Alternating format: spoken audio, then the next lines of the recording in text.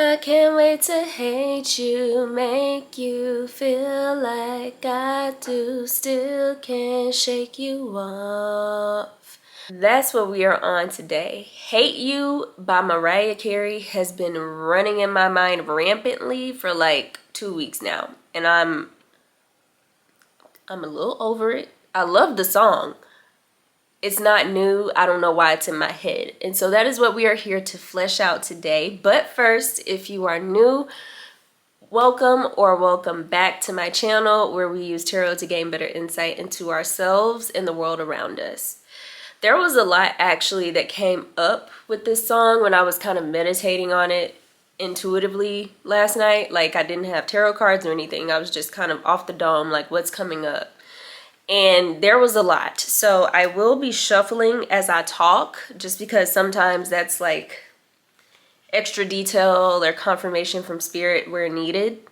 But I kind of feel like I get the gist already of where this is going and what the message is.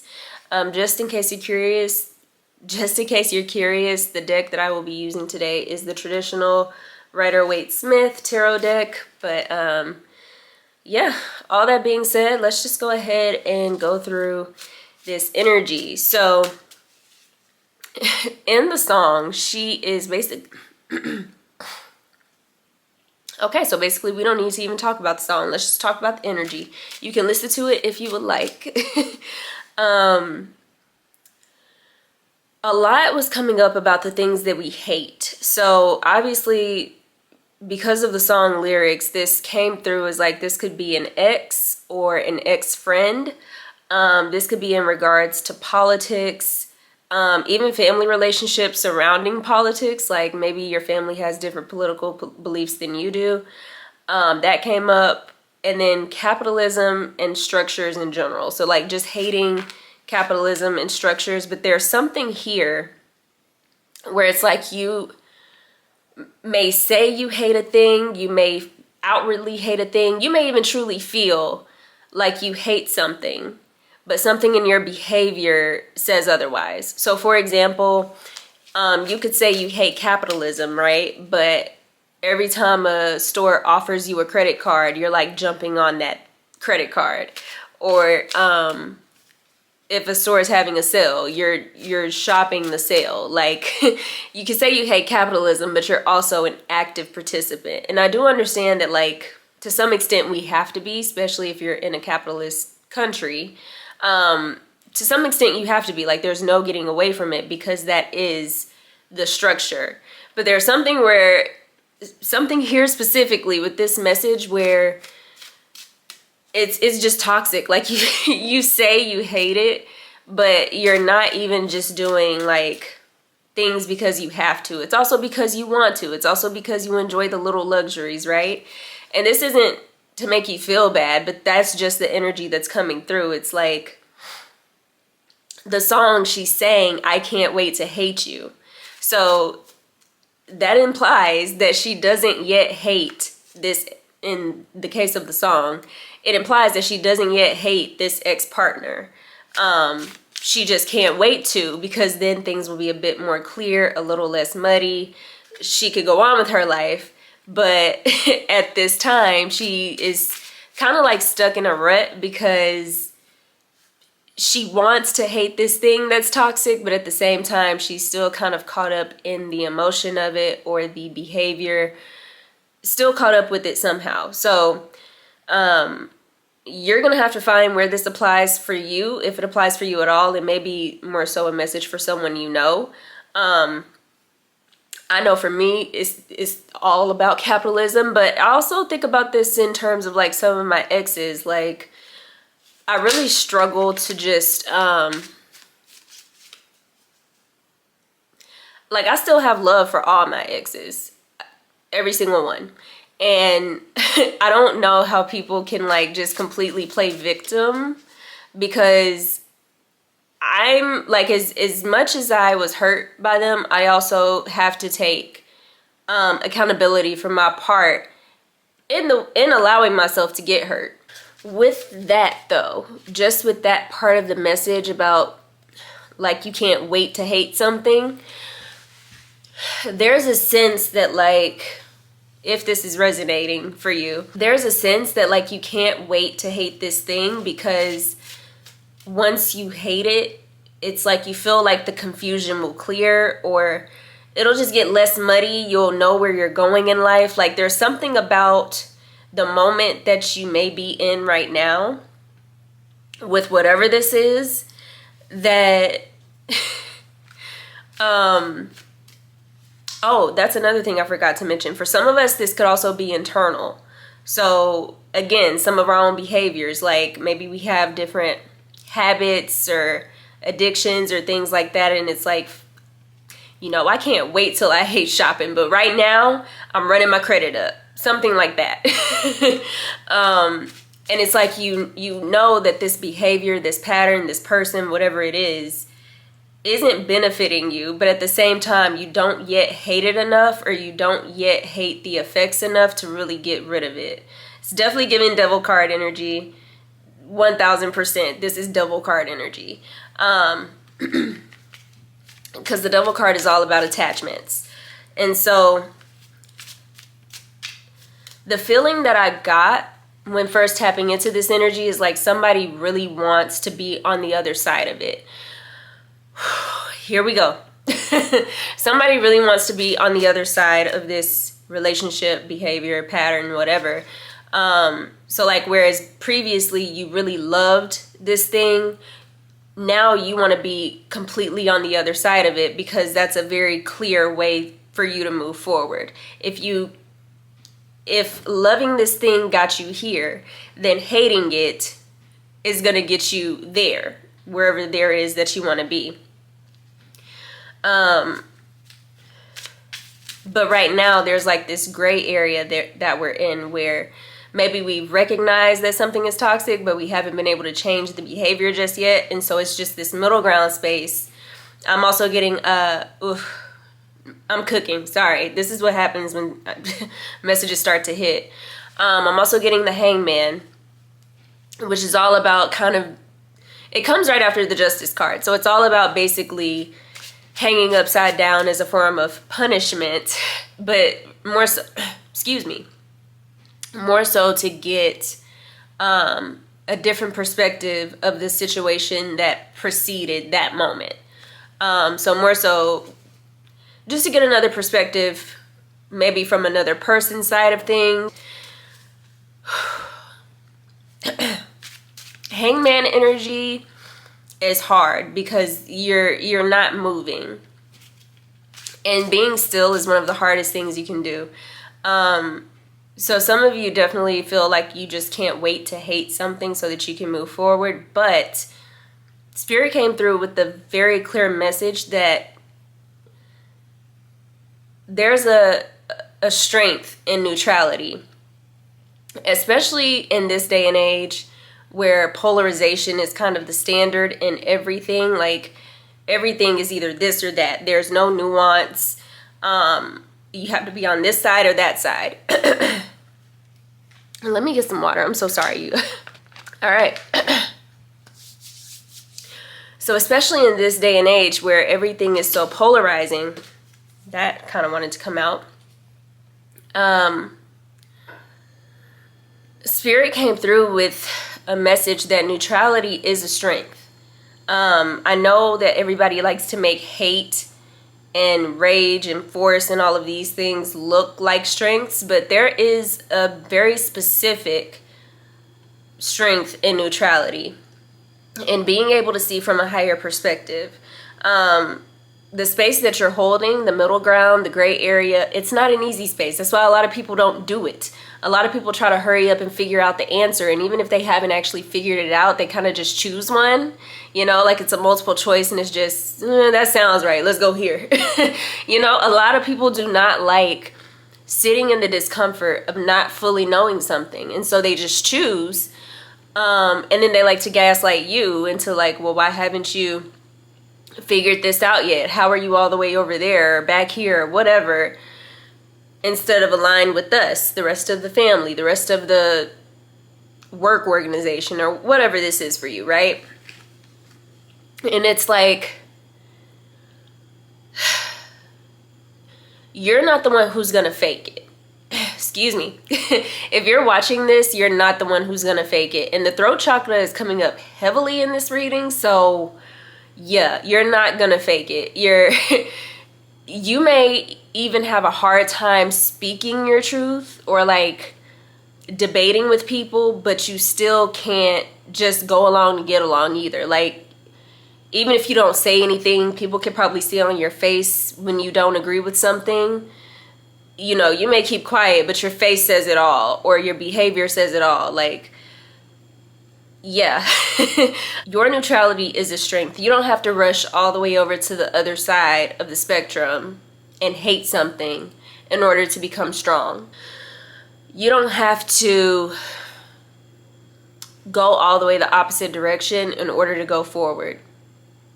A lot of the time, not all the time, but a lot of the time, what's in the opposite direction is, I just got the same wolf in sheep's clothing. That's not what I was going to say, though.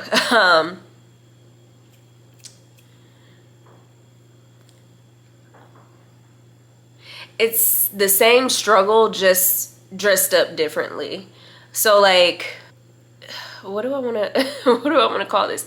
Let's just say, I could give you so many examples. So let's just say this is addiction to a substance or a behavior that you used to love over here. And so you feel like hating that thing will allow you to move towards, for example, getting more into fitness, right? Like, maybe that is kind of like, instead of doing this, I'm a workout.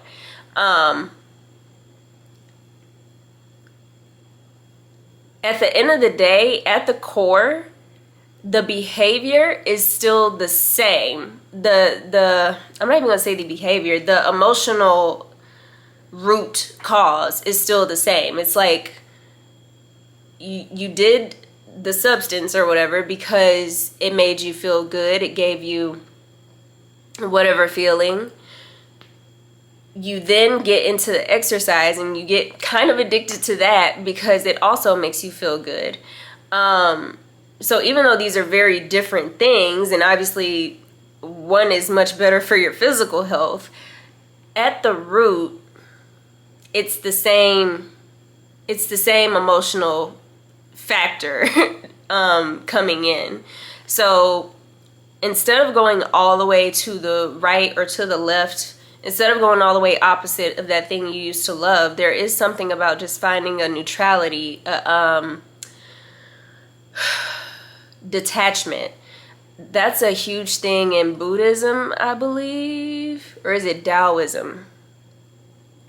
It's one of those. I'm so sorry, I'm not as familiar with the Eastern traditions, so somebody let me know in the comments. It's one of those, though, that is all about being detached.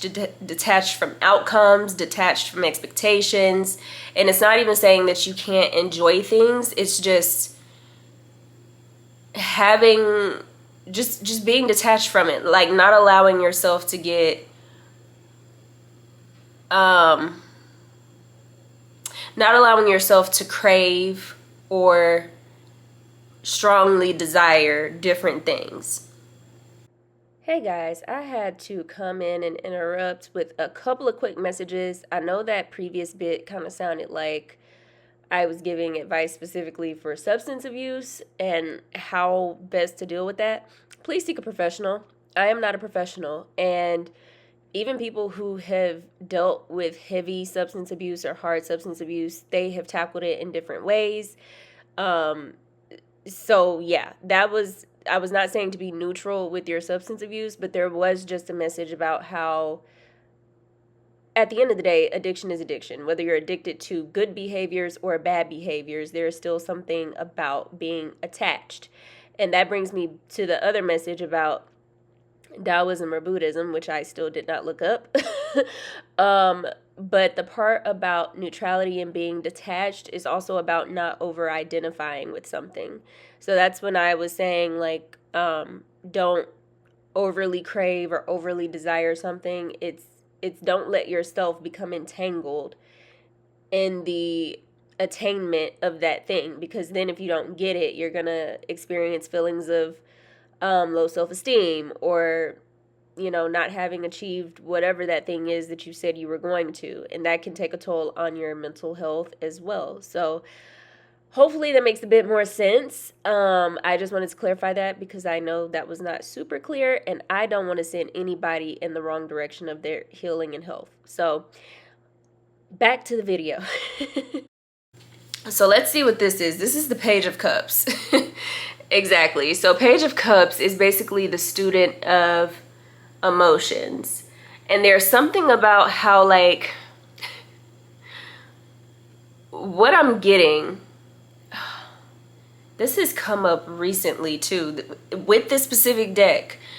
What I'm getting is, like, you see how in the background there's the water here, and then there's a fish in a cup, and I'm assuming that this cup must have some water in it too, because otherwise how's this fish alive, right?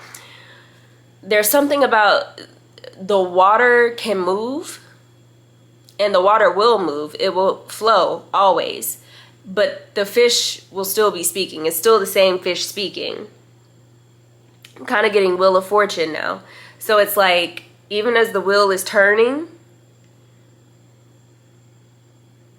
the clothes look different, but ultimately it's the same fucking fish. In one space, like in the space of being addicted to a substance, it may look like a koi fish. In the space of being addicted to fitness, it may look like tilapia. In the space of looking like being addicted to, I don't know, maybe watching your favorite show or TV in general. Maybe you're addicted to media. In that case, the fish may be salmon. At the end of the day, though, it's the same fish at the core. It's the same fish that's talking to you, basically. Even if it looks different, it's the same exact fish. So there's something about kind of going more so to that neutral state instead of going all the way towards hate or love. Go neutral. The place where you are right now is actually a very ripe place for you to be. A very powerful place for you to be as well. If it were easy, more people would do it. I'm getting Higher Love by Whitney Houston and Kygo. That song Love's coming up on this channel. But yeah, there's something about how being in that neutral state allows you to have a higher perspective. You can really see from more sides. I want to say from all sides even. You can see a little bit more. So instead of just assuming that, like, this is the side you're on and just going with what's going over there, you can really see, like, the strengths and weaknesses of all sides and bring them together in a way that is beautiful and unique to you. There's something too about just strengthening your solar plexus, or a lot of you guys may be focused on a lot of you guys may be focused on solar plexus work, and especially with my throat chakra acting up so much in this reading. I feel like for me, whenever I'm healing one, I'm kind of healing the other. That's just my personal experience. I feel like they're very tied together, the throat and the solar plexus. So solar plexus energy is all about your willpower, your confidence. Throat chakra is your expression, like basically how you not even just talk, but how you show up in your life, how you choose to creatively express yourself or just get your opinions out there. So those two for me are usually very tied together. They do work kind of hand in hand, in my opinion. But yeah, some of you guys may be focused on your solar plexus, and so you feel like, you know, if you could just get on the other side and really hate this thing, you would become stronger. But as I've been saying this entire time, it's kind of I'm not even going to say it's the weaker option, but it is the easier option. Just choosing because other people are choosing and they're presenting that these are the only two options. That is an easier thing to do than actually sitting in the middle and saying, I don't know where to go because I don't really like either of these options. Because then you do have to figure out, like, okay, so what do? I guess I now have to create a third option, and what does that look like? that is a lot to take on, and a lot of people are not willing to do that. So kudos to you. Your solar plexus is already very strong. If anything, it might be if anything, it might be overactive at this time. So if you're feeling like kind of like butterflies in your stomach, but it's not butterflies. It kind of starts off that way, but then it shoots up a little bit. That could be a sign that your solar plexus is a little overactive. So you may just want to do like a cleansing, like a chakra cleansing meditation, a chakra balancing meditation. They do have those on YouTube. So you may just want to check those out just to make sure your chakras are still attuned and aligned. But something about the solar plexus, it's like you guys are either focusing heavily on it or it's already overactive and you're still kind of focusing heavily on it. Something keeps coming up about how you all feel weak. I think somebody, or maybe even just society, has maybe programmed you to believe that if you don't choose, you're a weak bitch.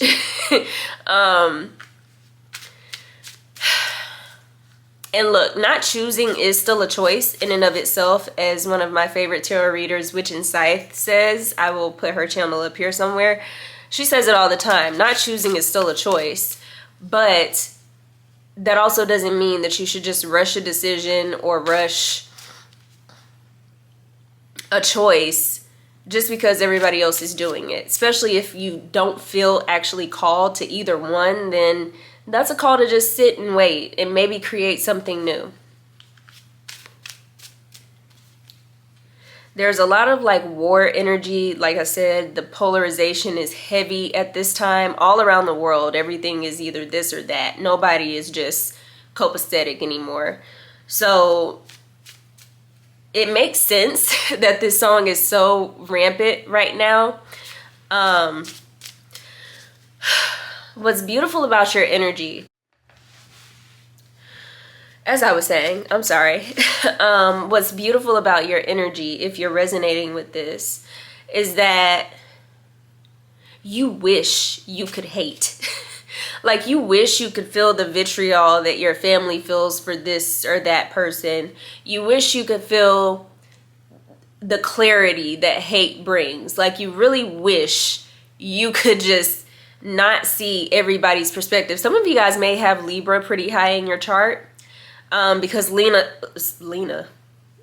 may be relevant for someone, but Libra tends to have this sort of dynamic where they do see all sides, and so it is hard for them to make decisions.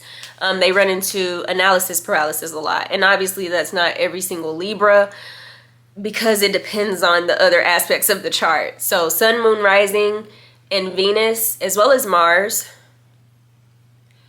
and Mercury, you will want to check and see if you have Libra in any of those places. But like, yeah, y'all wish y'all could feel the clarity that hate brings, so that you wouldn't have this struggle of like, is that actually right?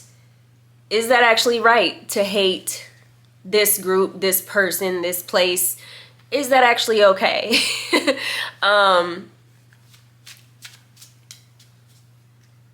Even for like some of you battling your own internal stuff, and maybe you just can't wait until you hate that specific thing or that specific part of you. You may still be battling with like, is it right to hate that though? Because like, oh, here we go. I need my fan, and it's nowhere to be found. Actually, I know exactly where it is. I just don't feel like getting up.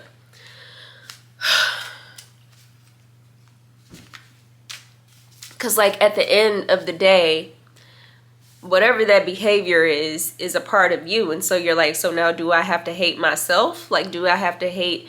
And like, how do you hate just a part of yourself? You know, like some of you struggle with the fragmentation of it all. It's like, is this not all one of the same shit? Like what, you know? So I get it. And that's beautiful that you don't know hate. That is a very beautiful thing, that you don't just, you're not so basic that you can just go into that sort of vibration like that. Like,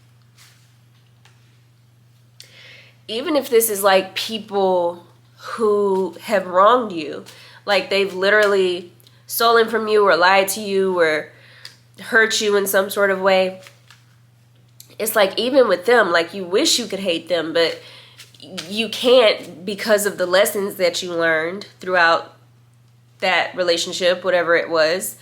And you also are very accountable. Like you also have to recognize maybe the red flags that you ignored, or the part that you played, or this or that or whatever. So it's like you really struggle to hate people. You may say it all day, but you really struggle to feel that.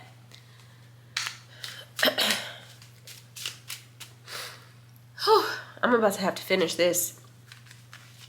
Spirit just wants to let you know that that's a very beautiful thing. That you, despite the noise of the world and potentially of your family or the people around you, you haven't allowed yourself to just be pulled down like that. Anyway, Spirit wants you to know that there is nothing weak about you being unable to hate. That is like such a flex in this world. That is the, I'm getting like one of the highest strengths, or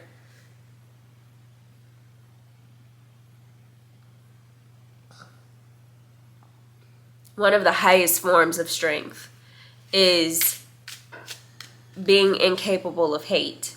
And y'all have so much compassion and empathy for people that you really just struggle. Even when you've been on the receiving end of other people's hate, you still just really struggle with that.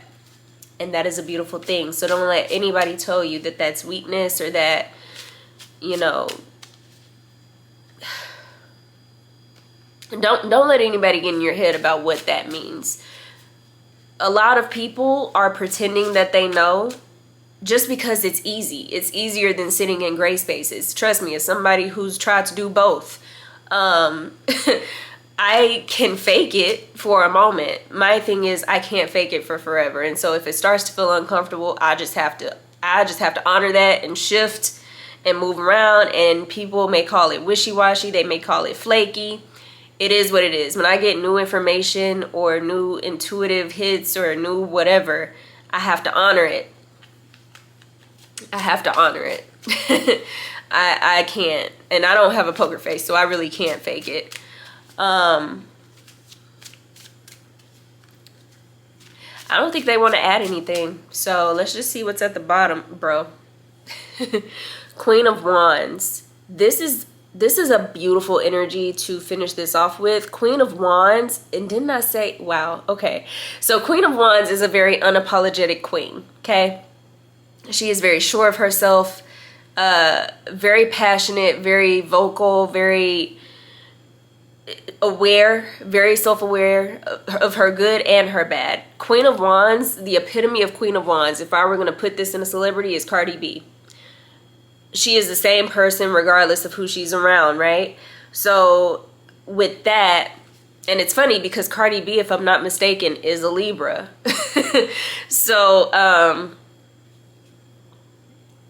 yeah, definitely tap into that energy. You don't have to be digestible or easily understood to anybody except yourself. If you are happy with yourself and the way that you're living your life, even if it looks like you're kind of just playing it safe or being like the neutral guy, if that bothers people and it doesn't bother you, then I guess that's just not your tribe, boo.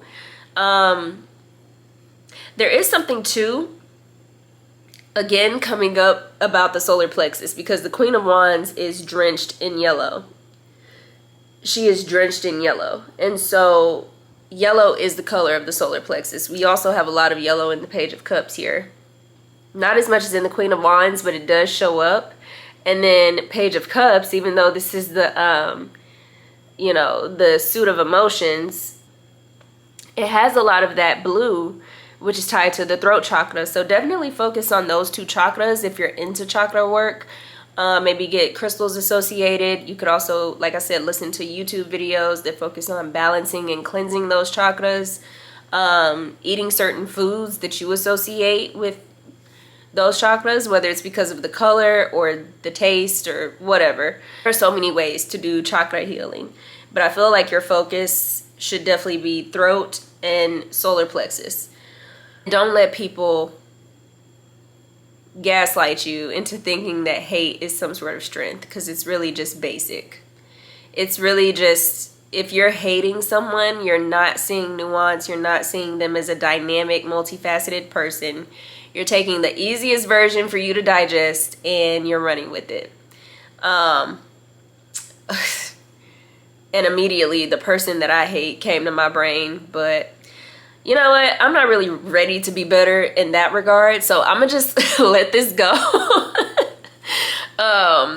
Personally, I will be basic in regards to this one person in my head, but that's neither here nor there.